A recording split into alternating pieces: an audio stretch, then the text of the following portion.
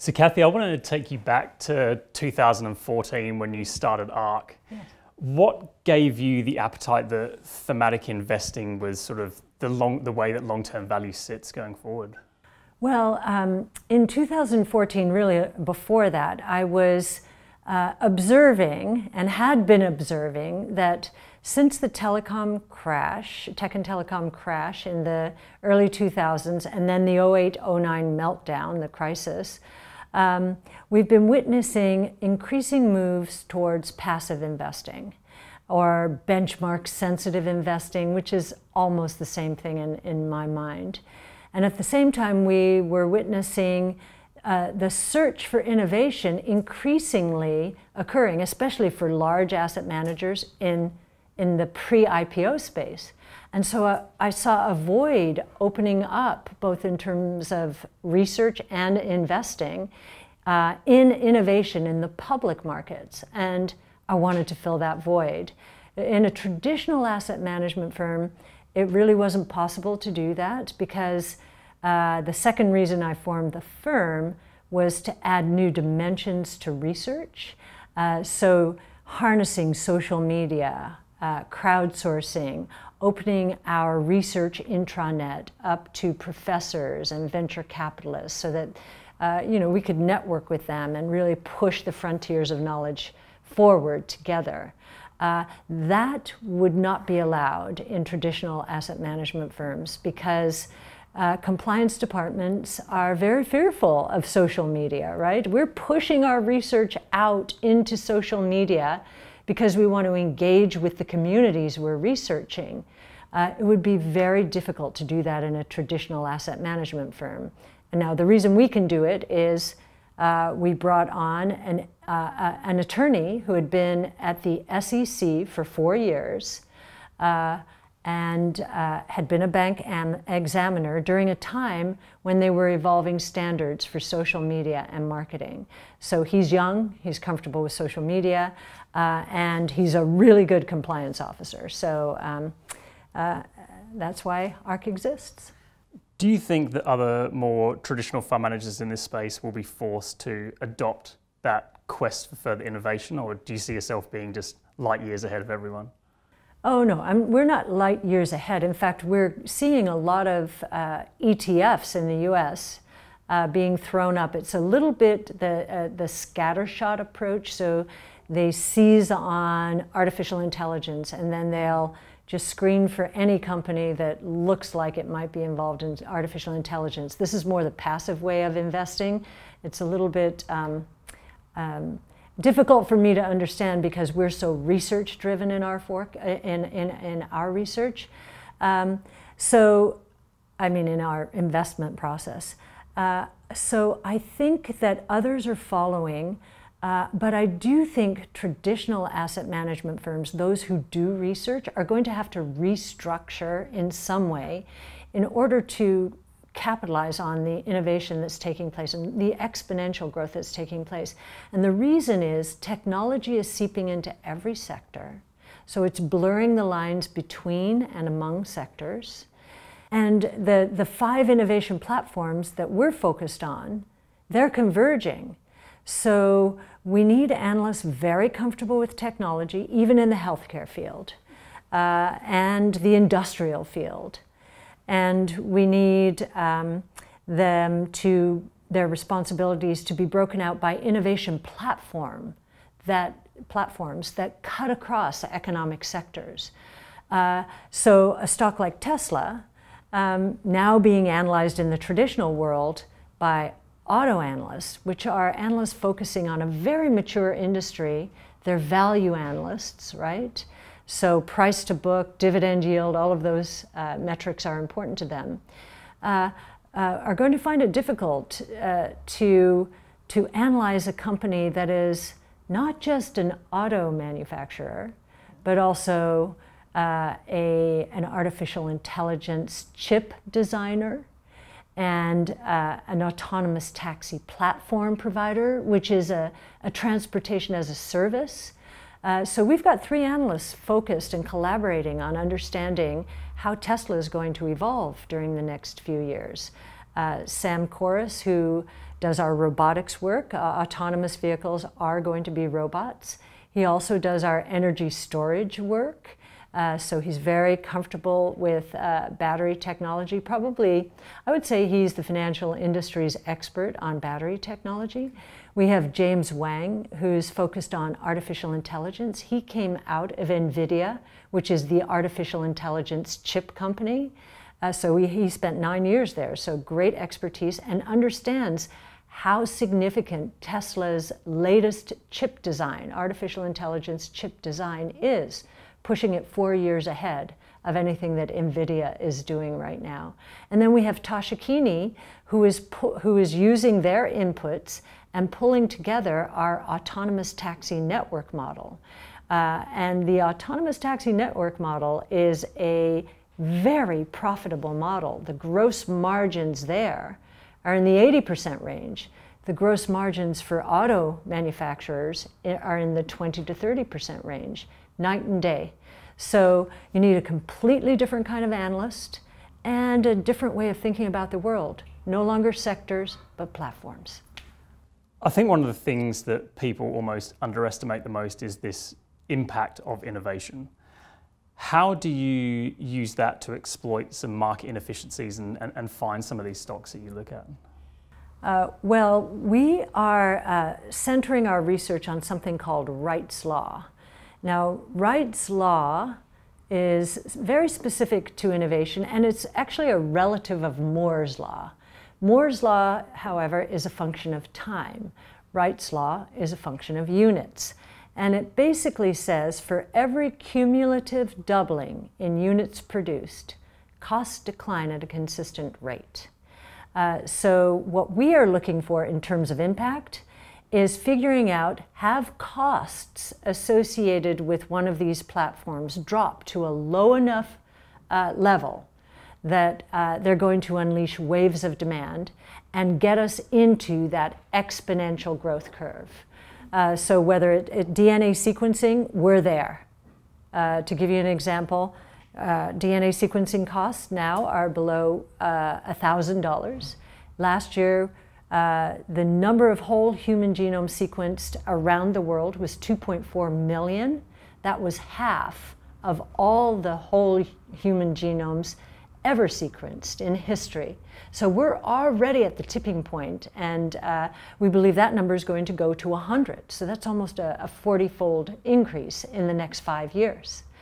So that is truly exponential growth, and it is going to change healthcare decision-making. It's bringing real science into healthcare decision-making for the first time. So our geneticists, and you're going to have one, so am I, are going to be able to identify for the first time the needle in the haystack. They're going to be able to identify which genes in our genomes have mutated. In other words, they've developed a programming error. And now with CRISPR gene editing, following it up, we're going to be able to correct those programming errors. It's going to be incredible to catch cancer in stage 1 and then edit it away. We think that's going to be possible in the next 5 to 10 years, and probably sooner than that. So that's real impact. So we're almost creating these superhumans. Well, longevity, yes, human lives will be extended, but the quality of human life is going to improve dramatically if we're able to move away from treating cancer as a chronic condition, and that's where we've been going recently, but to actually correct whatever the mutation that has taken place very early on, that's going to be huge.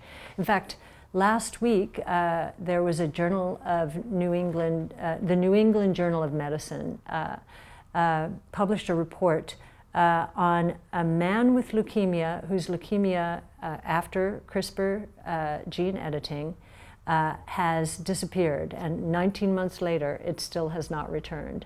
So that was, you know, that's a pretty complicated cancer, and we've gotten some of the heavyweights in the gene editing community to say, wow. So we may be closer to this than many people believe. A lot of the companies that we talk about today that seem to be seen as innovators in the market, often a lot of the good news going forward is priced in. Do you think there's a point where the market turns on some of these companies and there almost becomes like a dot-com bubble if they're not delivering what they say they're going to do? You know, a lot of these companies that, for example, aren't profitable yet. Do you think that there's a point where the market has said, all right, we've had enough? I think the market's already done that. Okay. I do. Many people believe that because we've been in a bull market, they call it a bull market, I don't call it a bull market, it's been for many people the most uncomfortable increase in the market these last 10 years. And the reason for that is the tech and telecom crash, the 08-09, but they're not going to let that happen again. And instead what we've seen is a move to investing in the past, this passive investing. And as I mentioned before, the capital committed to innovation in the public markets has been disappearing because of the move to passive. Many of these breakthrough companies are not in benchmarks at all. So they're not receiving the funds flows that they normally would. And as I also mentioned, the large asset managers often have focused on innovation in the private, the pre-IPO space. So we believe there's a void, truly a void. And I love the question, because I do love the question because I believe many people are fearful that after 10 years we're in some kind of bubble. I'm going to give you a really, I think, provocative way of explaining this. If I had told you or any investor in the late 90s that there were going to be 3 companies with the foundational patents behind CRISPR-Cas9, which is the most advanced gene editing flavor, I'll say, these days. And I had told you these companies are going to cure diseases that have been the scourge of human existence, right? They're going to be able to cure pediatric blindness or cancer, as I mentioned before. My guess in the late 90s, when investors were chasing dreams and too much capital chased too few opportunities too soon, that those 3 companies would have accumulated in market cap to roughly $200 to $300 billion in market cap, right? They would have, because they'd get a royalty on every therapeutic that was going to be developed. And today we think the recurring revenue base in terms of the therapies just for single gene caused diseases, we think that's a recurring revenue base of 75 billion. They'd get 10% of that. Single genes are responsible for only 2% of all diseases. That's just the beginning. So the idea of $200 to $300 billion, certainly in the bubble, easy. Today, those 3 stocks in the market together can't even reach $5 billion in market cap. Now think about it. Apple is a $1 trillion market cap company, and it's changed our lives, and we love our Apple phones and AirPods and watches.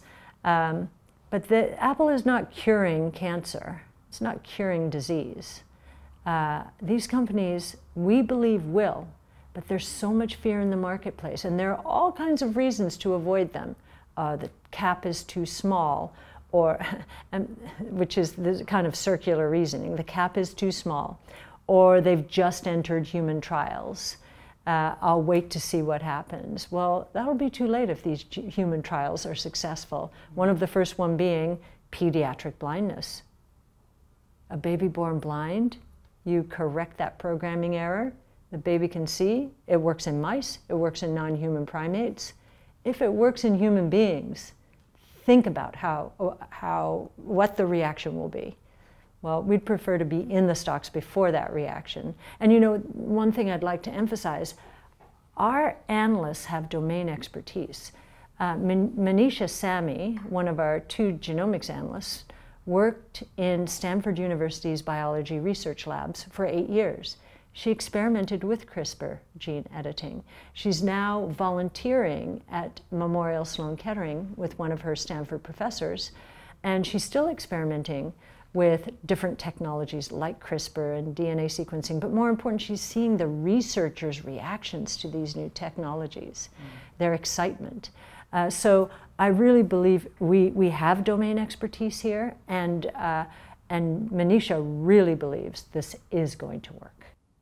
So are those breakthroughs in innovation, are they causing value traps on traditional indices? Like, can you see that happening every day? Oh, yes. There are so many value traps evolving because of the 5 innovation platforms. So the 5 innovation platforms are DNA sequencing, that's foundational to find those mutations. Energy storage, so the shift from the internal combustion engine to electric vehicles. Robotics, especially with collaborative robots, which will be covered in sensors and able to work alongside human beings, increasing the productivity of human beings. Artificial intelligence, which is going to change the line item of, every line item of the income statement. So every company, every industry, every sector is going to be transformed. In fact, a good proof of concept there is Salesforce.com. About 2 years ago released Einstein, which is artificial intelligence as a service. Einstein, from 0 2 years ago, maybe 2.5, is now making 8.6 billion predictions per day for companies. It's phenomenal. And then blockchain technology is the fifth platform that we think is going to be quite disruptive. So value traps, where are they today? Banks, they're value stocks. But we think they're going to be disrupted in many ways. Inverted yield curves, we think, are not just a passing phenomenon. We think they're going to stay flat to inverted, which is really difficult for banks because of innovation. And you can go back to the 50 years ended in the Roaring '20s, and you will see that yield curves were inverted more than 60% of the time, on average 100 basis points. This is a killer for net interest margins, right? And that the steepest inversions occurred during periods of strongest growth. It's the opposite of the way people are thinking now. And the reason that is because with innovation comes very rapid unit growth, and we think growth is understated in the economy. We're still operating with industrial statistics when we're in the digital age. It doesn't make any sense. So we think that real growth is understated, and productivity as well. And we think that inflation is overstated. So we might already be in a deflationary period. So the short end of the curve is responding to unit growth, very strong. The long end of the curve is responding to inflation, very low. So it makes sense. Back then, the average short rate averaged, or the short rates averaged 4.9%, long rates 3.9%. And we do think if we're right about what's going on with innovation and the exponential growth opportunities ahead here, that those kinds of interest rates will return. So that will be negative for the bond markets, but it won't be a disaster. So you see negative yields then being just happening for the next X amount of years, or do you do this innovation? Flat to inverted, yes. I don't know. We have, back then, there was no Federal Reserve. The Federal Reserve didn't come into place until 1913. And there was little government intervention. So today there's a lot of government intervention, and especially on the monetary policy side. So it may not play out exactly the same as that, but we wouldn't be surprised to see much flatter and sometimes inverted, and maybe more than sometimes inverted over time. I want to take a step back and talk. Can I just, on the disruption of banks, it's not just the yield curve. It's companies like Square and PayPal that essentially are going to allow people to carry their banks around with them in their pockets through their cell phone. We've already seen mobile payments explode in China. They went from $1 trillion in 2014 to $26 trillion, 2 times their GDP in 2018. That's a 26-fold increase over 4 years. That's crazy. That's disintermediating the banking system in China. We think the same thing's going to happen in the developed markets, and that digital wallets will take the place of bank branches. And we see this with Venmo, and with Cash App. And these are networks that are going viral because of social networking. To give you a sense, Cash App, Square's Cash App, merchants use it. It's just entered Australia, by the way, and merchants can swipe the Square, swipe a credit card through the Square for payments, and payments will accumulate in the Cash App. And what Square's competitive advantage is to a bank is Square knows every second of the day how this merchant's business is doing, right? Because it sees every payment, and it's able to anticipate working capital needs, and it's able to anticipate maybe capital needs. Oh, and by the way, payroll processing, and then it's got consumers using it, right? And then these consumers the consumers are responding to Cash App Friday or Super Cash App Friday, when Square is giving away, maybe in conjunction, this did happen with Burger King, they'll repay $10,000 of school loans if the winner is chosen. I mean, if whomever is chosen. So of course everybody starts applying for the Cash App. They would like to have access to that opportunity. Same thing with Super Cash App Friday. They were giving away 1 Bitcoin. That's $10,000 these days. That caused another surge in Cash App applications. So their cost of customer acquisition is roughly $20, whereas a bank, to get 1 credit card customer, has to pay anywhere from $300 to $1,500. There's no comparison. It's going to be very difficult. And then, so you've got Square and Cash App and PayPal nipping at the bank's heels. You have Goldman Sachs, Marcus, their online banking solution, coming for the head of the banks, or the heart. They're offering 3% plus for online deposit accounts. They'll pay 3%, and banks are at 0.2 or 0.3 or wherever they are. Again, no comparison. Bricks and mortar, it takes a lot to sustain those. These are online, digital, much, much lower cost. So if you look at that in the Australian context, obviously banking is such a huge part of Australia. Yes. Do you see then the end of traditional banks in sight? Well, I don't know how your regulators are going to try and protect the banks. It could be they do, because they feel it's such an important industry. So I don't know enough about how your regulators feel about innovation and how they're reacting to it. I think it's hopeful that they've allowed Square into your country, and I think that's a very good thing, right?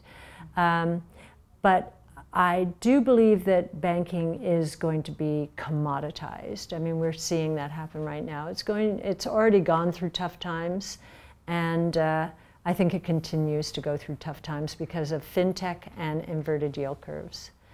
So yes. And another industry we see disrupted is the oil industry. If you look at how you can't go by electric vehicles sold.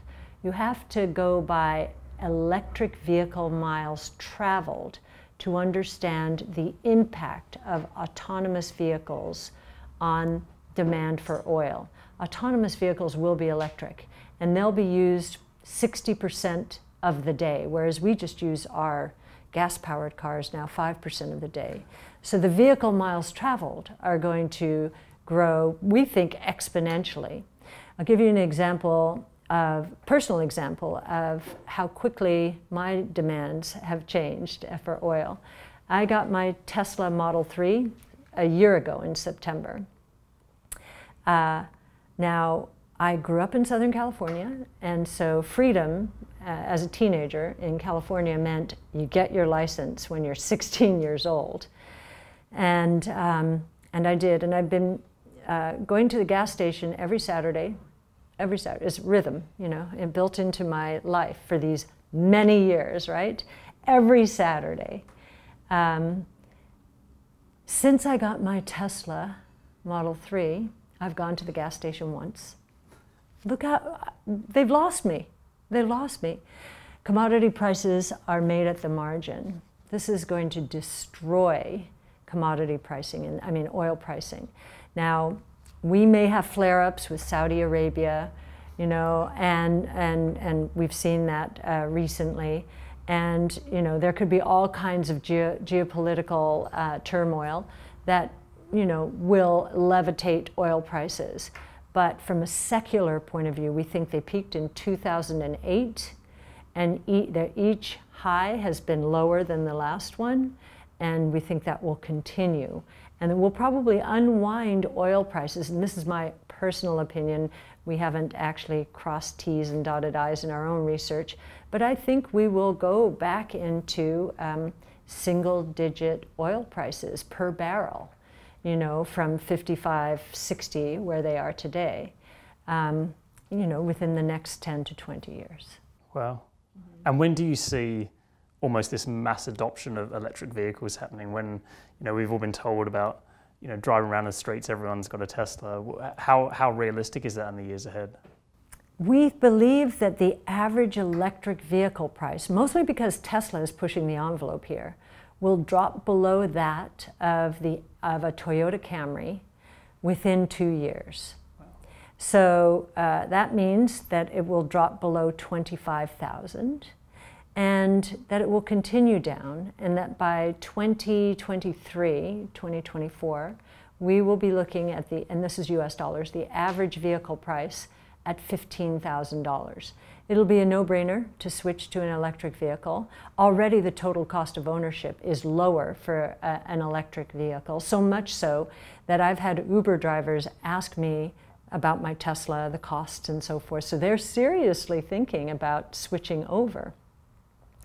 So as soon as that happens, the price is going below gas-powered, more and more people will be trying out these electric vehicles, and they'll see that they're a better driving experience. So we think the shift is going to be pretty rapid, and the traditional auto industry and traditional auto dealership model with the servicing as such a big part of their revenue base is going to be in real trouble. And another industry we see disrupted, since you're asking about value traps, and these are all value traps, is railroads and the railroad industry. Today, now this is in the United States, and I'm sure it's different in each country, but not too different. The cost per mile for freight to go from point A to B in a human driven truck is about 12 cents per ton mile. By rail today, that number is 4 cents per ton mile. Now, this isn't point to point, but still, you know, that's a big gap. So there's a lot of freight transportation by rail. We believe that autonomous truck platoons will be able to deliver freight for 3 cents per ton mile. And so it will undercut rails for the first time ever. And I don't think the railroad industry is ready for this. We don't hear many people talking about it. Wow. So no railways, no petrol stations, no car parks, none of that required going forward. You know, I'm sure there won't be a disappearance. I mean, there will be a repurposing of rails. We've been thinking about it. Could it be that we'll finally get our first, you know, high-speed rail system, which we really don't have one in the United States? Not here. Yeah, so maybe the rails which have been used for freight can be repurposed in some way.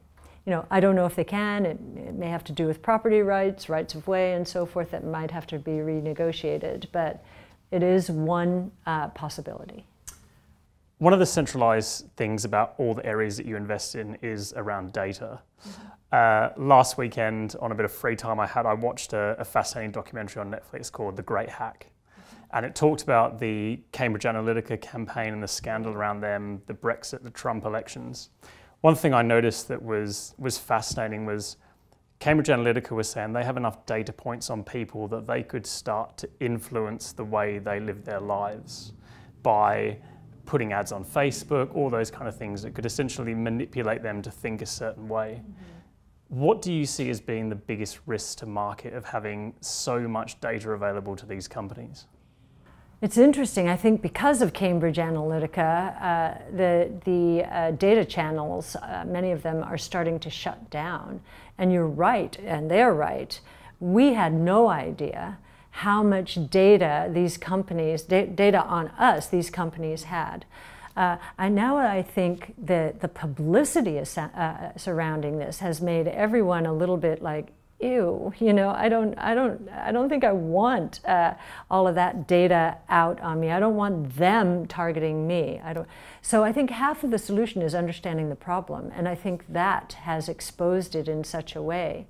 And then, of course, we've had in Europe GDPR, you know, the privacy regulations, which are putting impediments in the way. And I think other countries are now starting to adopt some of those regulations. So I think the dangers are actually diminishing now. Now that brings us to artificial intelligence and competitive advantage.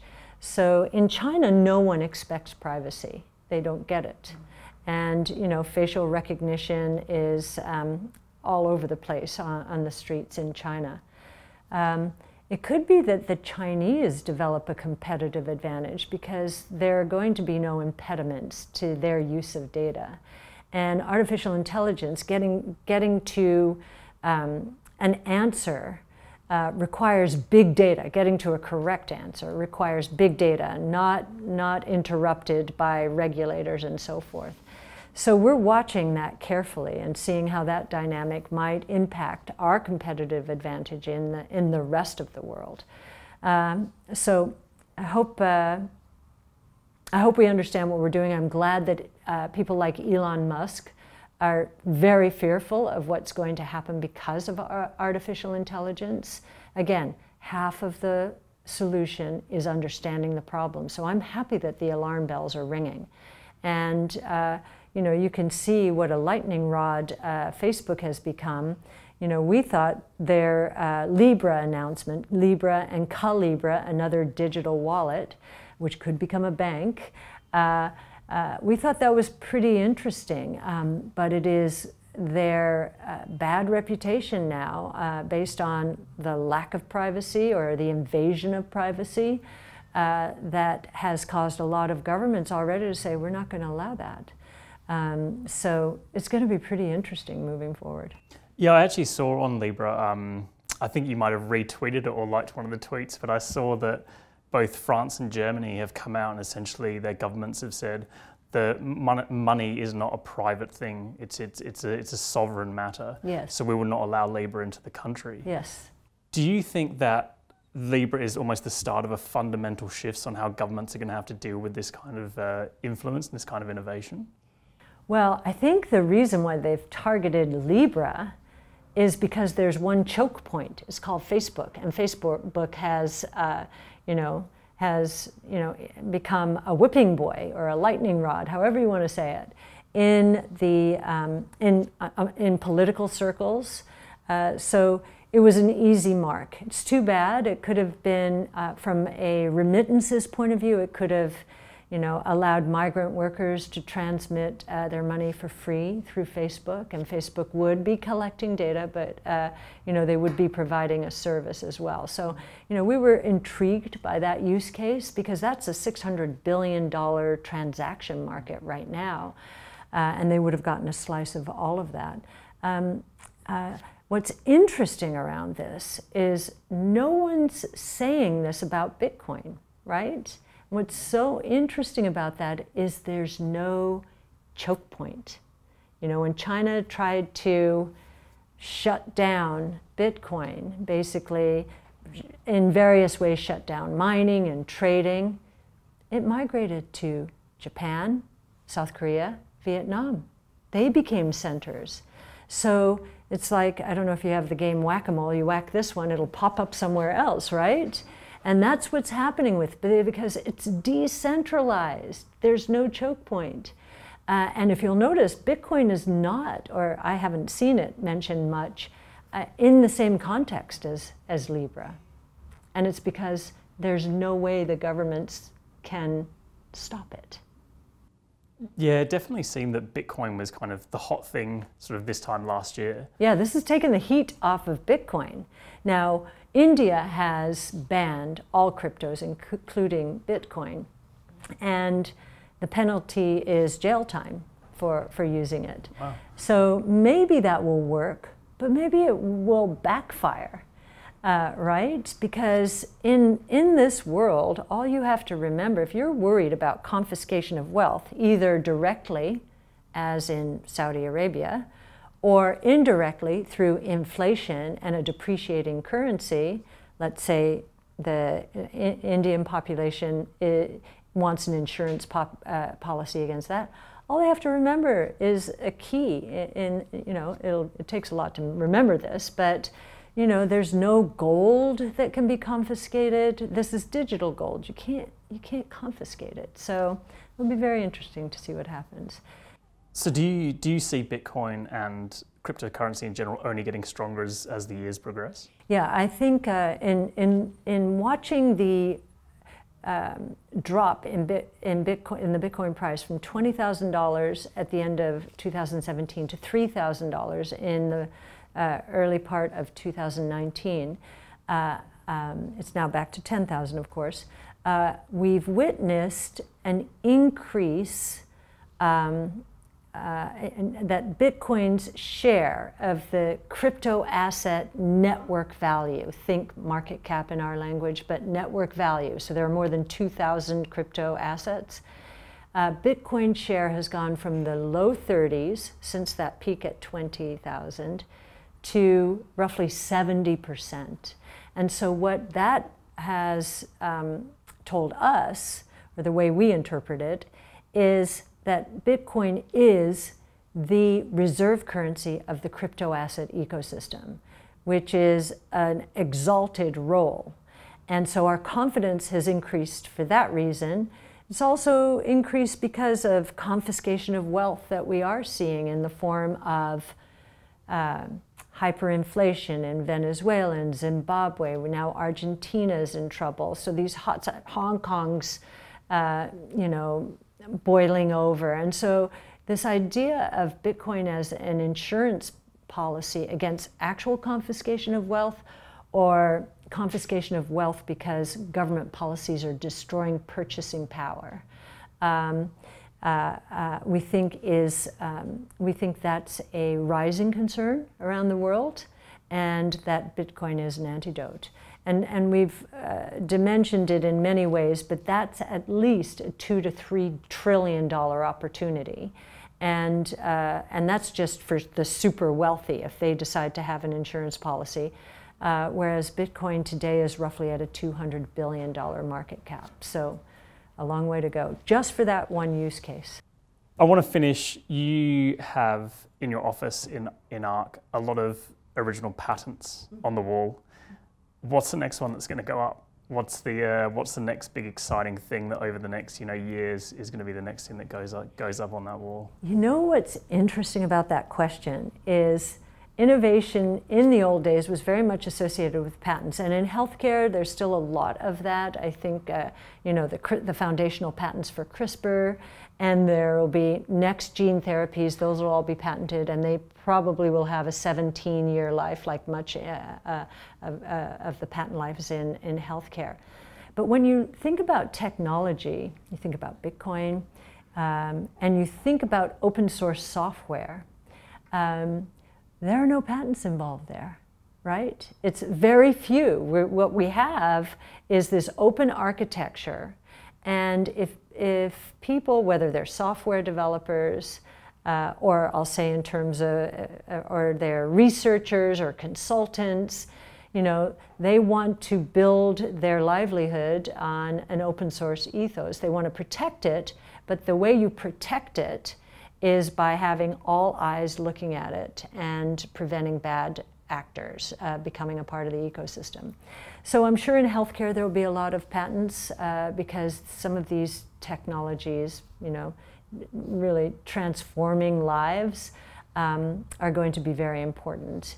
But I'm also looking at the open source ecosystem and Bitcoin being a part of that, you know, in terms of the payment system, and saying, okay, patents are still important for some industries, and I would say healthcare is probably the most important one right now. But this open source view of the world is changing, I think, the importance and meaning of patents. I just want to say thank you so much for coming in and sharing your time with us. Oh, my pleasure, Eddie. Thank you very much for taking such a great interest and doing your homework. I can tell you've done that, so thank you.